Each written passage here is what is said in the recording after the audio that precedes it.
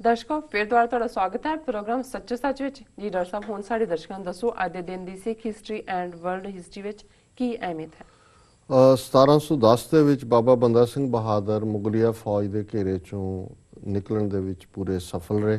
ਜੀ 1946 ਚ ਨਹਿਰੂ ਨੇ ਕਾਂਸਟੀਟਿਊਂਟ ਅਸੈਂਬਲੀ ਚ ਮਾਈਨੋਰਿਟੀਜ਼ ਨੂੰ ਇਹ ਅਸ਼ੋਰ ਕੀਤਾ, ਖਾਸ ਤੌਰ ਤੇ ਸਿੱਖਾਂ ਨੂੰ, ਕਿ ਭਾਰਤੀ ਸੰਵਿਧਾਨ ਦੇ ਵਿੱਚ ਸੇਫਗਾਰਡ ਰੱਖੇ ਜਾਣਗੇ ਘੱਟ ਗਿਣਤੀਆਂ ਦੇ ਲਈ। ਔਰ 1979 ਚ ਦਲ ਖਾਲਸਾ ਨੇ ਆਪਣੀ ਪਹਿਲੀ ਕਾਨਫਰੰਸ ਗੁਰਦਾਸਪੁਰ ਚ ਕੀਤੀ ਔਰ ਉਹਨਾਂ ਨੇ ਮੰਗ ਕੀਤੀ ਕਿ ਅੰਮ੍ਰਿਤਸਰ ਨੂੰ ਪਵਿੱਤਰ ਸ਼ਹਿਰ ਦਾ ਦਰਜਾ ਦਿੱਤਾ ਜਾਏ। ਜੀ ਵਰਲਡ ਹਿਸਟਰੀ ਦੇ ਹਵਾਲੇ ਨਾਲ 1903 ਦੇ ਵਿੱਚ ਨਾਰਵੇਜੀਅਨ ਪਾਰਲੀਮੈਂਟ ਨੇ ਯੂਨੈਨਿਮਸਲੀ ਸਰਬਸੰਮਤੀ ਨਾਲ ਔਰਤਾਂ ਨੂੰ ਵੋਟ ਦਾ ਹੱਕ ਦੇਣ ਦਾ ਮਤਾ ਪਾਸ ਕੀਤਾ। 1908 ਚ ਜਰਮਨ ਨੇ ਲਾਅ ਬਣਾਇਆ ਕਿ 13 ਸਾਲ ਤੋਂ ਘੱਟ ਉਮਰ ਦੇ ਬੱਚੇ ਜਿਹੜੇ ਨੇ ਉਹਨਾਂ ਨੂੰ ਕਿਤੇ ਕੰਮ ਤੇ ਨਹੀਂ ਲਾਇਆ ਜਾ ਸਕਦਾ।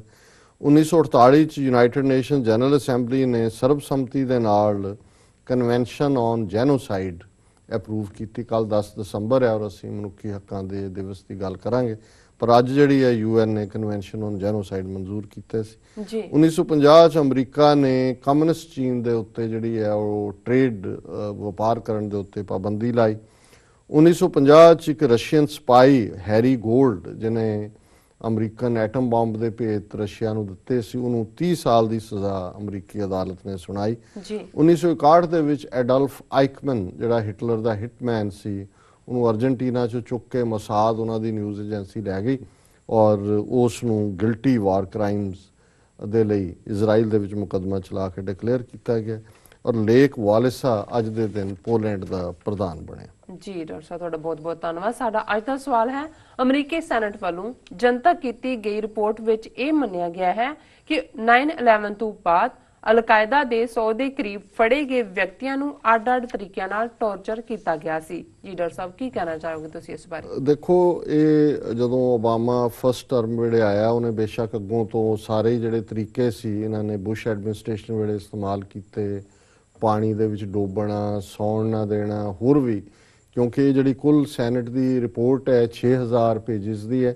ਪਰ ਕੁੱਲ 480 ਪੇਜ ਹੀ ਡੀਕਲਾਸੀਫਾਈ ਕੀਤੇ ਗਏ ਨੇ। ਸੋ ਜ਼ਾਹਰ ਹੈ ਕਿ ਵੀ ਜਿੰਨਾ ਕੁਝ ਬਾਹਰ ਆਇਆ ਉਸ ਨਾਲੋਂ ਬਹੁਤ ਜ਼ਿਆਦਾ ਲੁਕੋਇਆ ਗਿਆ। ਔਰ CIA ਨੇ ਇਸ ਦੌਰਾਨ ਬੁਸ਼ ਐਡਮਿਨਿਸਟ੍ਰੇਸ਼ਨ ਵੇਲੇ 100 ਦੇ ਕਰੀਬ ਅਲ-ਕਾਇਦਾ ਦੇ ਜਿਹੜੇ ਨਾਲ ਸੰਬੰਧਿਤ ਬੰਦੇ ਸੀ ਫੜੇ, ਉਹਨਾਂ ਨੂੰ ਬੜੇ ਵਸਤ ਤਰੀਕਿਆਂ ਦੇ ਨਾਲ ਟੌਰਚਰ ਕੀਤਾ। ਔਰ ਇਸ ਨੂੰ ਜਿਹੜਾ ਅੱਜ UN ਯੂਨਾਈਟਿਡ ਨੇਸ਼ਨਸ ਦਾ ਜਿਹੜਾ ਸਪੋਕਸਮੈਨ ਹੈ ਮਿਸਟਰ ਬੈਨ ਐਮਰਸਨ, ਉਹਨੇ ਇਹ ਮੰਗ ਕੀਤੀ ਹੈ ਕਿ ਵੀ ਠੀਕ ਹੈ, ਰਿਪੋਰਟ ਦੇ ਦਿੱਤੀ ਹੈ ਉਹਨਾਂ ਨੇ, ਪਰ ਜਿਹੜੇ ਦੋਸ਼ੀ ਨੇ ਉਹਨਾਂ ਦੇ ਖਿਲਾਫ ਮੁਕੱਦਮਾ ਚਲਾਇਆ ਜਾਏ। ਸੋ ਅਸੀਂ ਸਮਝਦੇ ਹਾਂ ਵੀ ਪ੍ਰੈਜ਼ੀਡੈਂਟ ਓਬਾਮਾ ਨੇ ਵੀ ਕਿਹਾ ਆਪਣੇ ਕਿ ਜੀ ਇਹਦੇ ਨਾਲ ਸਾਡੀ ਬੜੀ ਬਦਨਾਮੀ ਹੋਈ, ਇਨ ਫਿਊਚਰ 'ਚ ਇਹ ਨਹੀਂ ਹੋਏਗਾ।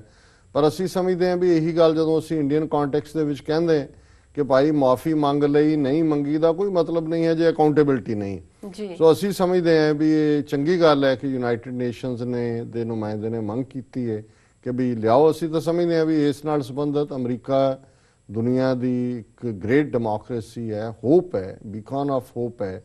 ਔਰ ਜੇ ਇਹਦੇ 'ਚ ਕੋਈ ਗਲਤ ਕੀਤਾ ਹੈ, ਭਾਵੇਂ ਉਹ ਨੈਸ਼ਨਲ ਸਿਕਿਉਰਿਟੀ ਦੇ ਨਾਂ ਥੱਲੇ ਹੀ ਕੀਤਾ। ਔਰ ਇਹਦਾ ਦੂਸਰਾ ਪੱਖ ਇਹ ਵੀ ਹੈ ਕਿ ਇਹ ਵੀ ਇੱਕ ਐਕਸਪਰਟਸ ਦੀ ਰਿਪੋਰਟ ਹੈ ਕਿ ਜਦੋਂ ਤੁਸੀਂ ਟੌਰਚਰ ਦੇ ਤਹਿਤ ਕੋਈ ਜਾਣਕਾਰੀ ਕਿਸੇ ਤੋਂ ਕਢਵਾਉਂਦੇ ਹੋ, ਮੋਸਟ ਆਫ ਦਾ ਟਾਈਮ ਉਹ ਰਿਲਾਇਬਲ ਨਹੀਂ ਹੁੰਦੀ।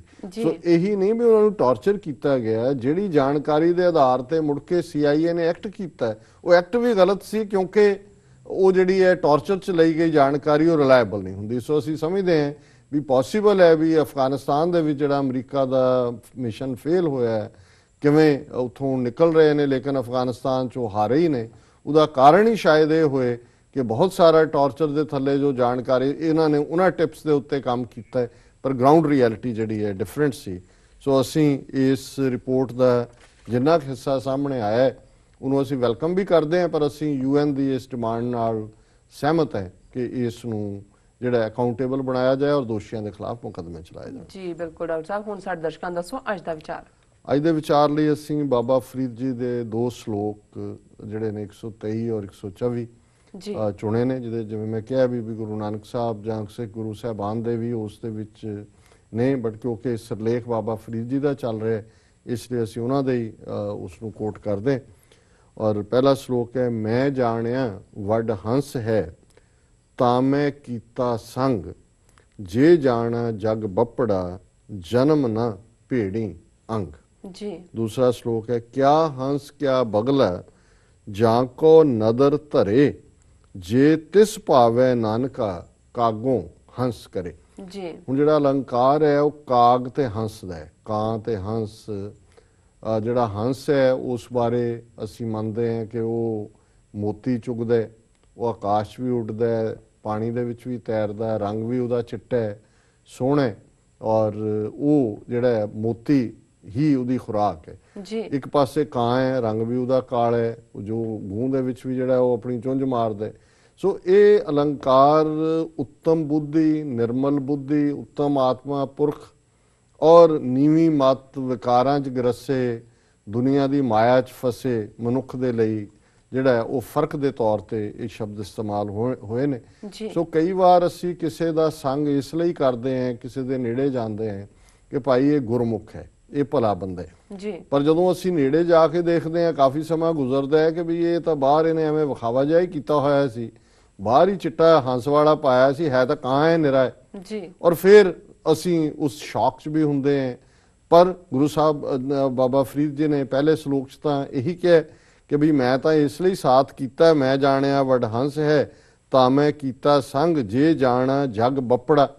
ਹੁਣ ਬੱਪੜਾ ਜਿਹੜਾ ਹੈ ਕਿ ਵੀ ਜੇ ਮੈਂ ਇਹ ਜਾਣਦੀ ਕਿ ਇਹ ਰੂਹ ਦੇ ਲਈ ਹੈ ਕਿ ਵੀ ਇਹ ਤਾਂ ਬਗਲਾ ਹੈ ਜੀ, ਰੈਚਡ ਕ੍ਰੇਨ ਹੈ ਵੀ ਇੱਕ ਪਾਸੇ ਹੰਸ ਹੈ, ਕਾਂ ਹੈ, ਇੱਧਰ ਹੰਸ ਹੈ, ਬਗਲਾ ਹੈ। ਇੱਥੇ ਬਗਲੇ ਦਾ ਮੈਟਾਫਰ ਹੈ ਕਿ ਜੇ ਮੈਂ ਇਹ ਜਾਣਦਾ ਕਿ ਇਹ ਤਾਂ ਬਗਲਾ ਹੈ ਤੇ ਮੈਂ ਜਨਮ ਨਾ ਭੇੜੀ ਅੰਗ, ਮੈਂ ਕਦੀ ਸਾਰੀ ਜ਼ਿੰਦਗੀ ਨੇੜੇ ਵੀ ਨਾ ਇਸ ਦੇ ਲੱਗਦਾ ਜਾਂ ਲੱਗਦੀ ਜੀ। ਔਰ ਦੂਸਰੇ 'ਚ ਹੀ ਫਿਰ ਇਸ ਨੂੰ ਵੀ ਕਿ ਭਾਈ ਸਾਡੇ ਸੰਗ ਕਿਹਨੇ ਮਿਲਣਾ ਹੈ, ਹੰਸ ਨੇ ਮਿਲਣਾ ਹੈ ਕਿ ਕਾਂ ਨੇ ਮਿਲਣਾ ਹੈ, ਵਾਹ ਹੰਸ ਨਾਲ ਪੈਣਾ ਹੈ ਕਿ ਬਗਲੇ ਨਾਲ ਪੈਣਾ ਹੈ। ਇਹ ਵੀ ਗੁਰੂ ਸਾਹਿਬ ਨੇ ਫਿਰ ਫਰਮਾਇਆ ਵੀ ਇਹ ਵੀ ਨਿਰੰਕਾਰ ਦੀ ਖੇਡ 'ਚ ਹੀ ਹੁੰਦਾ ਹੈ, ਨਿਰੰਕਾਰ ਦੀ ਬਖਸ਼ਿਸ਼ ਹੀ ਹੁੰਦੀ ਹੈ ਜੇ ਸਾਨੂੰ ਚੰਗੇ ਲੋਕਾਂ ਦਾ ਸਾਥ ਮਿਲੇ। ਕਿਆ ਹੰਸ ਕਿਆ ਬਗਲਾ ਜਾਂ ਕੋ ਨਦਰ ਧਰੇ, ਕਿ ਜੇ ਨਿਰੰਕਾਰ ਦੀ ਨਜ਼ਰੇ ਅਨਾਇਤ ਹੋਏ, ਉਹਨਾਂ ਦੀ ਮਿਹਰ ਦੀ ਨਜ਼ਰ ਹੋਏ ਤੇ ਫਿਰ ਹੰਸ ਤੇ ਬਗਲੇ ਦੇ ਵਿੱਚ ਕੋਈ ਫਰਕ ਨਹੀਂ ਰਹਿ ਜਾਂਦਾ, ਬਗਲਾ ਹੀ ਹੰਸ ਬਣ ਜਾਂਦਾ ਹੈ।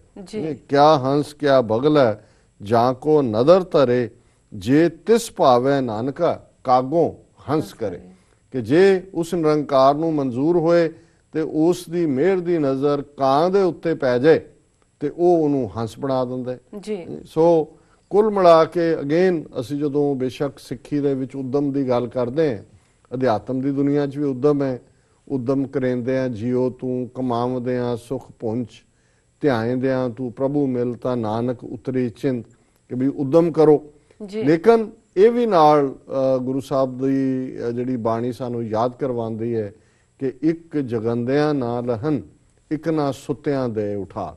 ਇੱਕ ਨੂੰ ਜਗਾ ਕੇ ਦੇ ਦਿੰਦਾ, ਨਜ਼ਰੇ ਅਨਾਇਤ ਕਰਦਾ, ਇੱਕ ਜਿਹੜੇ ਨੇ ਉਹ ਐਫਰਟ ਕਰਦੇ ਨੇ ਫਿਰ ਵੀ ਉਹਨਾਂ ਨੂੰ ਫਲ ਨਹੀਂ ਲੱਗਦਾ। ਸੋ ਅਲਟੀਮੇਟਲੀ ਜਿਹੜੀ ਸਿੱਖੀ ਹੈ ਉਹ ਉਸ ਨਿਰੰਕਾਰ ਦੀ ਮਿਹਰ, ਨਾਨਕ ਨਦਰੀ ਨਦਰ ਨਿਹਾਲ, ਉਸ ਦੀ ਨਜ਼ਰ, ਉਸ ਦੀ ਮਿਹਰ, ਇਸ ਫਲਸਫੇ ਦੇ ਨਾਲ ਜੁੜੀ ਹੋਈ ਹੈ। ਪਰ ਇਹਦਾ ਮਤਲਬ ਇਹ ਨਹੀਂ ਹੈ ਕਿ ਅਸੀਂ ਇੰਤਜ਼ਾਰ ਕਰੀਏ ਵੀ ਜਿਹੜਾ ਪਾਤਰ ਬਣਨਾ ਹੈ ਉਸ ਨਦਰ ਦੇ ਲਈ ਉਹ ਇਵੇਂ ਹੀ ਹੈ ਕਿ ਵੀ ਭਾਂਡਾ ਧੋਏ ਬੈਸ ਧੂਪ ਦੇਵੋ ਤੋ ਦੁੱਧੈ ਕੋ ਜਾਓ, ਕਿ ਵੀ ਭਾਂਡੇ ਜਿਹਦੇ 'ਚ ਅਸੀਂ ਦਹੀਂ ਜਮਾਣਾ, ਦੁੱਧ ਰੱਖਣਾ, ਉਸ ਨੂੰ ਅਸੀਂ ਜਿਹੜਾ ਉਹ ਸਾਫ਼ ਕਰਦੇ ਹਾਂ ਚੰਗੀ ਤਰ੍ਹਾਂ, ਉਸ ਨੂੰ ਅਸੀਂ ਧੁੱਪੇ ਰੱਖਦੇ ਤਾਂ ਕਿ ਦੁੱਧ ਉਹਦੇ 'ਚ ਪਿਆ ਖਰਾਬ ਨਾ ਹੋਏ। ਸੋ ਇਸੇ ਤਰ੍ਹਾਂ ਜਿਹੜਾ ਯਤਨ ਹੈ ਸਾਡਾ, ਸਾਨੂੰ ਉਸ ਕਾਬਲ ਬਣਾਉਂਦਾ ਕਿਤੇ ਨਾ ਕਿਤੇ ਕਿ ਨਿਰੰਕਾਰ ਦੀ ਜਿਹੜੀ ਹੈ ਨਜ਼ਰੇ ਅਨਾਇਤ ਹੁੰਦੀ ਹੈ। ਸੋ ਇਹ ਅੱਜ ਦਾ ਵਿਚਾਰ ਹੈ ਜੀ। ਡਾਕਟਰ ਸਾਹਿਬ ਤੁਹਾਡਾ ਬਹੁਤ ਬਹੁਤ ਧੰਨਵਾਦ, ਤੁਸੀਂ ਅੱਜ ਦਾ ਵਿਚਾਰ ਸਾਡੇ ਦਰਸ਼ਕਾਂ ਨਾਲ ਸਾਂਝਾ ਕੀਤਾ। ਇਸ ਨਾਲ ਆਪਣੇ ਵਿਊਅਰਸ ਕੋਲ ਲੈਣੀ ਇਜਾਜ਼ਤ। ਵਿਊਅਰਸ ਤੁਹਾਡਾ ਬਹੁਤ ਬਹੁਤ ਸ਼ੁਕਰੀਆ, ਤੁਸੀਂ ਆਪਣੇ ਕੀਮਤੀ ਸਮੇਂ ਵਿੱਚ ਸਮਾਂ ਕੱਢ ਕੇ ਸਾਨੂੰ ਆਪਣੇ ਰਾਏ ਤੇ ਸੁਝਾਅ ਭੇਜੇ ਤੇ ਇਸ ਤਰ੍ਹਾਂ ਭੇਜਦੇ ਰਹਿਣਾ ਸਾਡੇ ਇਸ ਪਤੇ ਤੇ SOS@tv84.tv ਤੇ। ਅਸੀਂ ਆਪਣਾ ਪ੍ਰੋਗਰਾਮ ਲੈ ਕੇ ਫਿਰ ਦੁਬਾਰਾ ਹਾਜ਼ਰ ਹੋਵਾਂਗੇ। ਤਦ ਤੱਕ ਲਈ ਮੈਨੂੰ ਤੇ ਆਪਣੇ ਡਾਕਟਰ ਸਾਹਿਬ ਨੂੰ ਆਗਿਆ ਦਿਓ ਤੇ ਬੁਲਾ ਦਿਓ ਫਤਿਹ। ਵਾਹਿਗੁਰੂ ਜੀ ਕਾ ਖਾਲਸਾ, ਵਾਹਿਗੁਰੂ ਜੀ ਕੀ ਫਤਿਹ।